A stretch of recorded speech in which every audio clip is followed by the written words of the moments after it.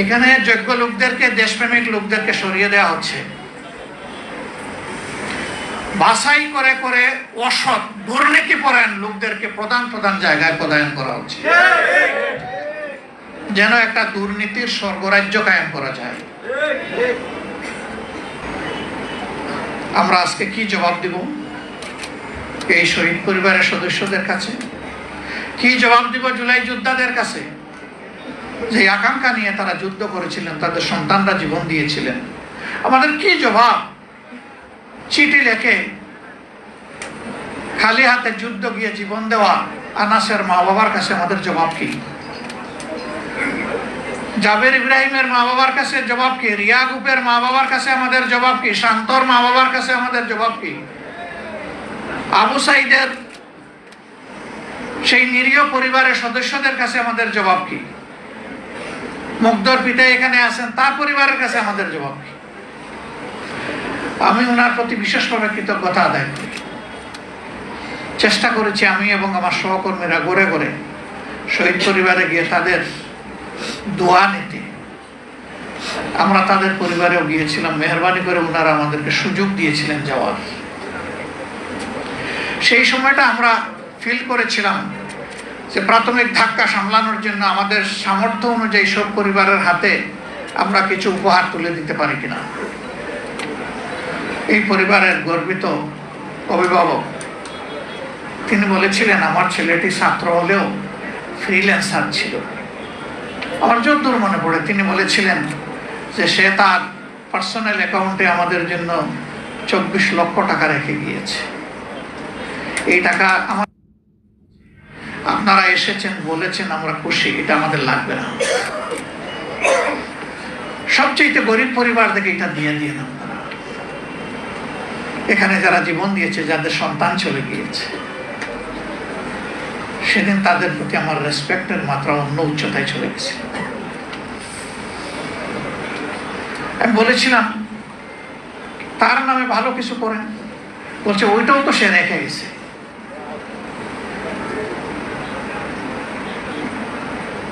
এই যে পবিত্র একটা আকাঙ্ক্ষা যে আমার ছেলে যে কারণে জীবন দিয়েছে, ওই কারণে সহযোদ্ধাদের প্রতি একটু সম্মান দেখালে আমি বরঞ্চ কৃতজ্ঞ হব, মানসিক প্রশান্তি পাব।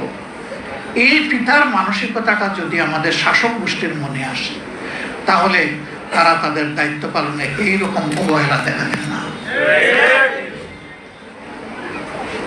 আমাদের এই সহযোদ্ধারা কি শুধু এই জন্যই জীবন দিল, যুদ্ধ করলো, পঙ্গু হলো যে এক দলকে তাড়াইয়া আরেক দলকে আমরা বসাই? বরঞ্চ তারা সিস্টেমের পরিবর্তন চেয়েছে, যে একটা আমল পরিবর্তন আসুক। সেই সরকারের আমলে শিক্ষাঙ্গনগুলো ছিল সবচেয়ে খারাপ, বনরুম গেস্ট রুম করে সেখানে টর্চার সেল গঠন করা হয়েছে, এমনকি মেয়েদের হলে পর্যন্ত। তো সেই অবস্থা থেকে আল্লাহ তাআলা আমাদেরকে নাজাত দিলেন। এখন মনে হচ্ছে আবার আমরা সেই একই অন্ধকার গলিতে ঢুকে যাচ্ছি। বাংলাদেশ জামাতে ইসলামী কি করবে? জামাতে ইসলামী কি সেই অন্ধকার গলিপথে হাঁটবে? ইনশাআল্লাহ না। আপনাদেরকে কথা দিচ্ছি, এই জুলাই বিপ্লব হওয়ার পর থেকে যতগুলা কথা বলেছি এই ব্যাপারে, ইনশাআল্লাহ আল্লাহ আমাদেরকে বাঁচিয়ে রাখলে তার সবটুকু আমরা পালন করব। আমাদের হাতে সবকিছু নেই, আমরা সরকারে যাইনি, কোনো আফসোস নেই, কিন্তু আমরা সংসদে তো আছি। সংসদে দেশবাসীর হয়ে, শহীদদের কণ্ঠ হয়ে আমরা চিৎকার করতে থাকবো ইনশাআল্লাহ। আমাদেরকে আপোষের অনেক প্রস্তাব দেওয়া হয়েছে, অনেক লোক টুক বিভিন্নভাবে দেওয়া হয়েছে, আমরা এ পর্যন্ত এগুলা ঘৃণা করে প্রত্যাখ্যান করেছি। আমরা বলেছি গণভোট আপনারা চাইলেন, আমরা চাইলাম, এখন আপনারা মানেন না, আমরা কিন্তু আমাদের জায়গায় আছি, আমরা এখান থেকে সরতে পারবো না। জনগণের সাথে আমরা বেঈমানি করতে পারবো না, আমরা করব না। আপনারা দোয়া করবেন আমাদের ওয়াদার উপর আমরা যেন টিকে থাকতে পারি, এবং ইনশাআল্লাহ আমরা আশাবাদী, আমরা আস্থাশীল, গণভোটের গণরায় এই বাংলার জমিনে বাস্তবায়ন হবে ইনশাআল্লাহ। আমরা এসে ছাড়বো না। দ্বিতীয়ত, যারা জীবন দিল, প্রতিশোধ চাই না, কিন্তু বিচারটা কি ভাবো না? শুধু কারো বাবার বিচার, নিজের বিচার, মায়ের বিচার, বোনের বিচার, ভাইয়ের বিচার হবে, আর এই দেশের নিরীহ জনগণ শহীদ হয়েছে তাদের হত্যাকারীদের বিচার হবে না? সেই বিচারও ইনশাআল্লাহ এই বাংলার মাটিতে হবে। কোনো বিচার 50 বছর পরে হয়েছে এই দেশে, কোনোটা হয়েছে 21 বছর পরে।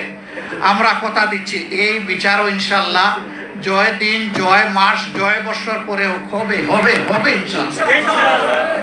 আমরা এটাও ছেড়ে দিব না, এই দাবি আমরা ছেড়ে দেব না। আমরা ছেড়ে দেওয়ার কেউ নই, আমরা ওয়াদাবদ্ধ। এই ওয়াদা আমাদেরকে বাস্তবায়ন করতে হবে। আমরা সরকারের কাছে খোলা মনে আহ্বান জানাবো। ভুলভ্রান্তি মানুষের হয়, দলের হয়, সরকারের হয়, বিরোধী দলের হয়, সবার হইতে পারে। আমরা মনে করি সুস্পষ্টভাবে আপনারা জাতির সাথে দেওয়া কথা লঙ্ঘন করেছেন, আপনারা জাতির সাথে বিশ্বাস রক্ষা করেন নাই, আপনারা বিশ্বাসঘাতকতা করেছেন। আপনারা ফিরে আসেন, এই দাবি মেনে নেন, দানাই পানাই বাদ দেন, এইটা ওইটা ডানে বামে চলা বাদ দিয়ে সোজা চলেন। জাতি কঠিন সংকটে আপনাদের পাশে থেকে এই দেশকে গড়বে ইনশাআল্লাহ, কারণ আমরা আমাদের দেশকে ভালোবাসি। আরেকটা কথা আমরা বলে দিচ্ছি, আমাদেরকে বিভিন্ন ভয়ভীতি দেখানো হচ্ছে, আপনাদেরকেও দেখানো হচ্ছে। আল্লাহর কসম, আল্লাহ ছাড়া কাউকে ভয় করি না। কেন ভয় করব? ফাঁসির তক্তার উপরে তো আমাদের নেতৃবৃন্দ দাঁড়িয়ে বলেছেন, সাবধান, অন্যায়ের কাছে মাথা নত করা যাবে না। আমরা ওই জায়গায় দাঁড়িয়ে আছি। আমরা মনে করি যে আমরা প্রতি মুহূর্ত ফাঁসির তক্তার উপরেই আছি, কিন্তু আমরা কারো কাছে মাথা নত করবো না ইনশাআল্লাহ। আমাদেরকে যাই করা হোক, যাই বলা হোক, আখের মনে রাখবেন যে সমস্ত শক্তি এবং কুওয়াতের মালিক হচ্ছেন আল্লাহ রাব্বুল আলামিন। এইখানে একজন জুলাই যোদ্ধা তিনি বলে গেছেন কোরআনের একটি আয়াত, কাম মিন ফিয়াতিন কালিলাতিন গালাবাত ফিয়াতান কাসীরাতান বিইজনিল্লাহ। বড়ত্বের দম্বে, অহংকারে কেউ যেন ফেটে না পড়ে। আল্লাহর কাছে এটার 2 পয়সার কোনো মূল্য নেই। আল্লাহ চাইলে বিশাল বাহিনীর উপর ক্ষুদ্র বাহিনীকে বিজয় দিয়েছেন, বারবার দিয়েছেন ইতিহাসে। সে বিজয় তো আমরা দেখেছি। আমাদের সন্তানরা হাতের মধ্যে একটা দা কিরিশ নিয়েও রাস্তায় নামে নাই। ইমানের অস্ত্র বুকে ধারণ করে, আল্লাহর পর ভরসা করে, দেশপ্রেম, মানব প্রেমে উদ্বুদ্ধ হয়ে তারা খালি হাতে মোকাবেলা করেছে। সমস্ত অস্ত্র, গোলা বারুদ সব কিছু সেদিন বুথা হয়ে গিয়েছিল। এটি বিশ্বের ইতিহাসে আনপ্রেসিডেন্টেড, এটার কোনো তুলনা নাই। এই দেশের মানুষকে, যুব সমাজকে মেহরবানি করে ভয় দেখাবেন না। জুলাই যোদ্ধাদের উপর আক্রমণ হচ্ছে বিভিন্ন জায়গায়, আমাদের উপর আক্রমণ হচ্ছে। দোষ আমাদের একটাই যে আমরা অন্যায়ের বিরুদ্ধে কথা বলতেছি।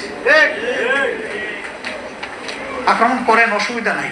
করতে করতে কে কোথায় যে পালায় আর ডুবে আল্লাহ তাআলা ভালো জানে। কিন্তু আমরা যা বলার জাতির অধিকারের জন্য আমরা বলেই যাব, আমাদের মুখকে বন্ধ করতে পারবে না।